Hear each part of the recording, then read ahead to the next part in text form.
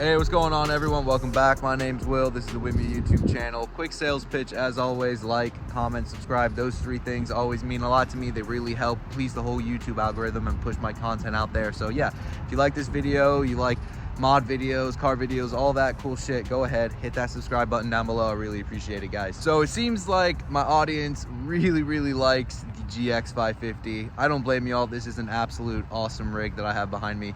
GX550 is like the new GX platform from Lexus for 2024. I was really lucky that I was able to get my hands on one, and I've done like a pretty mild build to it so far. This is an absolute pavement princess. Let me get that out there right now. This is not an off-road rig. It will never be off-roaded. So if that triggers you, yeah, this isn't the video for you. Just click off and go away now, because a lot of you TRD guys are really sensitive. I hate to say that, and you hate seeing like a pavement princess. So let me just preface that right now.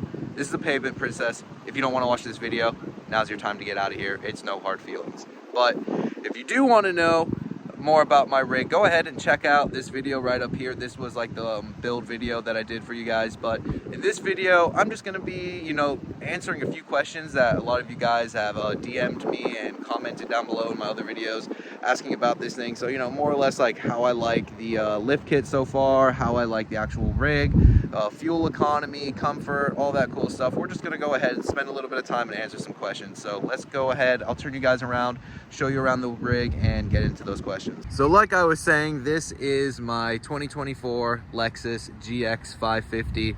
This is the new family rig, the family hauler, the wife's daily driver. It was the replacement to the Maserati Grecale, and I have to say right off the bat, after the 6,000 miles that we put on this thing, we both absolutely love it. No regrets whatsoever getting rid of the Maserati for this. So much more comfortable, so much more reliable. Honestly, no regrets whatsoever. Not as sporty as a ride and vehicle as the Maserati was. Obviously this is a completely different style of vehicle, but yeah, I love this thing. It's absolutely been an amazing rig so far. Very fortunate that we were able to get our hands on one, because if you've been following the whole 550 craze, they're pretty hard to come by right now. Not like impossible, but a lot of dealers are still playing games with like above MSRP and all of that, and crazy long wait lists. But yeah, if you've been on the fence about getting one of these, I fully endorse them. I'll do like a review video in the near future. This is just answering some questions, so stay tuned for that video. But just wanted to go ahead and start off right off the bat, giving you guys a quick little walk around and just like my 2 cents on it so far. So one question I get asked a lot is, how much did it cost me to get the whole rig set up like this? I'm not gonna lie to you, there's a company on Instagram that are building these things pretty much exactly the same that I have mine set up right now, and they're charging like 6 figures for these. You don't really need to spend 6 figures if you want to get your rig to look exactly like this. It's pretty, I don't want to say like cheap, but it's affordable. You don't have to spend over 100 grand. I'll go ahead and I'll turn you guys around and show you exactly what I did, and I'll give you guys like a price on all of that as well. So let me turn you around. So right off the bat, you could probably tell we've definitely lifted this thing. Definitely put on some bigger wheels, definitely put on some bigger tires. So the tires we have are some Recon grapplers. These are a 285 55 22, so more or less like a 35. They're a 34 and a half, so we'll just round it up and call them a 35, but it's not a true 35. For all 4 of those, I believe it was around $2,000. Obviously you can run multiple different tires. These were just the tires that I decided to go with. So for the Recon grapplers, $2,000 there. As for the wheels, since this isn't a off-road rig, it's a pavement princess, we decided to go with some baller 22s. So we have some Vossens on there, some hybrid forged. These are the HF 6-1s in a 22x9 with a +20 offset. And for all 4 of those wheels, it was $3,200. So that right there is the most expensive part of like the entire build, the wheels. And obviously wheels are subjective with pricing, because you can spend like $1,000 on wheels, you can spend $10,000 on wheels.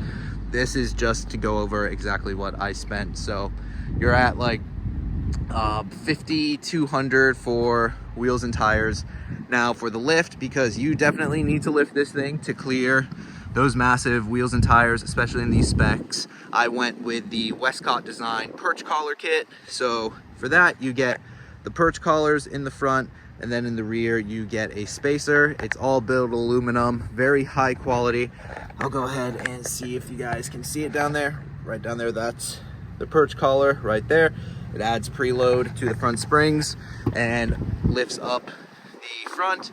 And then in the rear, it is just a spacer, and you won't be able to see it. It's right in there. But for the whole lift kit from Westcott Design, it was $500. So right there, you're at $5,700 for wheels, tires, lift kit. Another thing you will need are lug nuts. You'll need aftermarket lug nuts. I have the Vossen lug nuts. Figure around $100 for lug nuts. So, $5,800 right there. Next thing is, if you're not going to be doing all the work yourself, you're going to need to spend money on installation. We just had a random downpour there, so sorry I had to cut that last clip a little bit short and jump in there before I got soaked. But yeah, for installation, I was right around $1,000 for installing the lift kit, putting on the wheels, putting on the tires, swapping over the TPMS sensors. Included in that $1,000, you also definitely want to get an alignment done so you don't chew up these tires, to basically correct the caster and toe and camber and all of that. But another major thing, you're gonna have to do a little bit of trimming.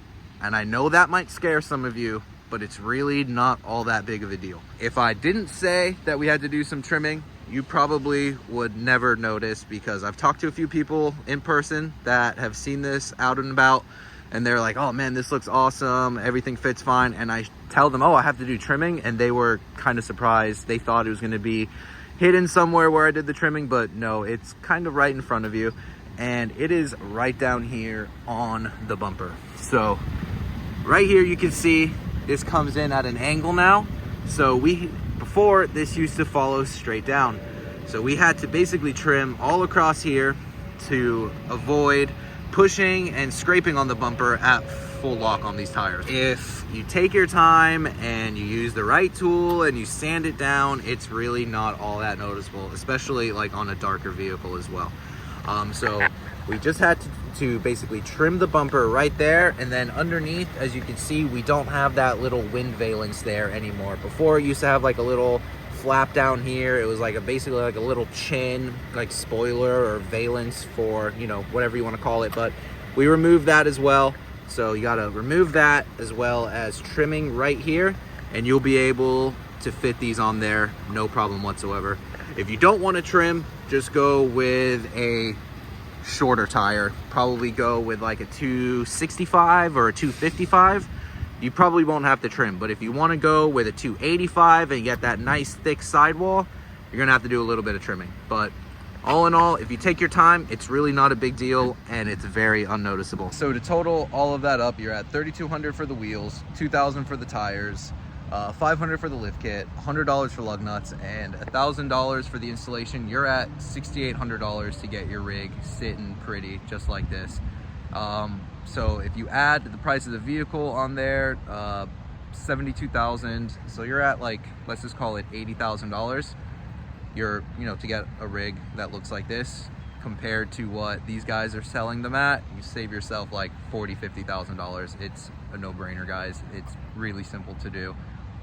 Follow my videos. It has all the specs on there, and you can get your rig looking like this and save yourself quite a bit of money. Another question I'm always asked is, what's the fuel economy like now after putting on the larger wheels, tires, lift kit, and all of that? So for me anyway, the fuel economy wasn't sacrificed all too much. As you can see right there, currently 15.1 miles per gallon. I'm typically around like that 15, 16 mile per gallon mark on this thing, and I was basically getting that before putting the larger wheels and tires on there anyway. So for me anyway, not too much, difference in fuel economy. I'm also in South Florida. If you've never been to South Florida before, there's no elevation here. There's no hills, no mountains, no steep inclines, nothing like that. It's all flat roads. It's all highway roads, basically. So I get, probably better fuel economy than most when, they're in different states at higher elevations, driving through like hills and, you know, mountains and shit like that. We're all flat roads, always on the highway. So we just get, you know, better fuel economy right off the bat because of that. But I don't really think that, you know, the larger wheels and tires really made a massive impact. Honestly, I probably lost at most probably 1-2 miles per gallon. So if you're, you know, really concerned about that, I can just give you my 2 cents. It wasn't all that big of a deal, but it might be different for you depending on where you live. Another question I'm always asked is the comfort. Is this thing a lot stiffer now? You know, did it really, you know, affect the, you know, drivability and the comfort and all of that of your rig? And honestly, in my opinion, no, not at all.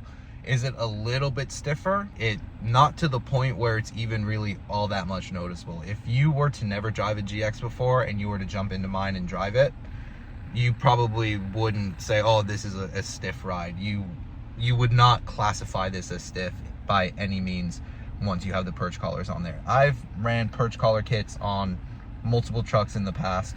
Last one being my TRX. I ran it for 4 years on my TRX. Almost 50,000 miles was the perch collars and 0 issues. You know, so a lot of people hate on the perch collar lift. Oh, go spend, you know, $5,000-$6,000 on Kings and, you know, all of that. Oh, sure, if you're off-roading, go ahead, do that. If you're just trying to get a little bit of clearance for your pavement princess to fit wheels and tires, kind of overkill in my opinion. The perch collar kit, it's a great option. It's really affordable. It's good quality, and you don't sacrifice ride quality in my opinion. You know, maybe some of you guys out there are a little bit more critical than I am.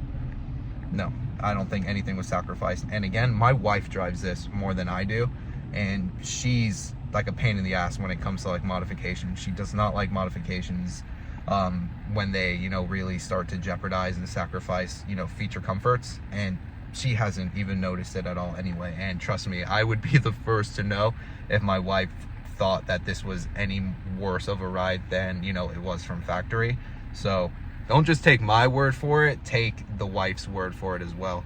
She has no complaints. So yeah, all in all, don't worry about installing one of these lift kits and the perch collars if you're looking, you know, to add one to your GX. And with the 35's, like the tires, all tires ride different. I like Nitto's. The Recon Grappler is a good tire. Not a lot of road noise, not a lot of vibration, none of that. So yeah, it really gonna depend on what tires you run. But as far as lift kit, no complaints whatsoever. So another question I'm asked quite a bit about is, what's the performance like now that I put the larger wheels and tires on there as well? Honestly, again, this is just all my opinion. It feels exactly the same as it did before. Honestly, nothing noticeable. Doesn't really feel any more sluggish, no slower than it was before. You know, I wouldn't say this thing is sporty or quick by any means. It's quick for its size. The twin turbo V6 in this thing is pretty powerful for what it is. It's like 350 horsepower and 480 foot-pound-feet of torque. So yeah, you know, it is what it is. It doesn't feel underpowered. It doesn't feel slow. It doesn't feel sluggish. It's a comfortable big land yacht basically, and it was already heavy. It's not a performance vehicle as it is, so when I put the larger wheels and tires on there, I wasn't really all too worried about, you know, lack of performance. It still gets out of its way. It's quick, it's nimble for the size. You know, for what it is, it's perfectly fine. I'm not, you know, overly concerned about it. And again, my wife drives this a hell of a lot more than I do, and she has no complaints with it, so I'm not worried. I don't think any of you guys would really be all too concerned with, you know, putting on the larger wheels and tires. Now, I can't comment what the performance like off-road. I don't off-road this thing, so just take that with a grain of salt. Now for a fun question. A few of you guys have asked what's next on the build, and I could really use your help on this thing. I'm totally open to ideas. I have a few ideas that I do want to do. I really want to get rid of like that silver down here. I also think it'd be really cool to get like retractable side steps, just so it gets like that appearance of it being a little bit higher. Those side steps, you know, drop down so it looks a little bit lower than it really is. But I think I might get rid of the silver for the meantime, and then eventually upgrade to some retractable steps. I want to do a roof rack up top. I'm looking for a Land Cruiser first edition roof rack, so if you have one of those, hit me up, I'll buy it from you. I do want to do something about like this large red you know, tail light, brake light in the rear. I maybe do like a smoke to it. I don't want to totally black it out, I'm not into that, but maybe smoking that out with like some light tint on there would look pretty cool. Other than that, I don't really have like any other ideas. Maybe painting the brake calipers. Maybe I'll paint them gold, since, you know, black and gold's kind of like my thing with all my other builds. But yeah, other than that, I can't really think of anything else. I do kind of like the silver on like the front badge up there, gives it a little bit of contrast. But yeah, if you guys have any other ideas, I'm totally open to hearing them. So yeah, hit me up in the comments section below. All right guys, so that's gonna do it for this one. Just wanted to take a little bit of time, answer some of your guys' questions. I really love this thing. It seems like you guys really love it as well. Really appreciate all of the support that you guys gave me on that last video. I'm at like 8,000 views in like the past 2 weeks. I'm a small channel, so something like that's a lot of views for me, and I really do appreciate you guys. You guys have been showing a lot of love. That's awesome. So yeah guys, once again, my name is Will. This is the Wimmy YouTube channel. Hook a homie up, hit that like button, hit that subscribe button, hit that comment section, and I'll see you on the next one. Later everybody.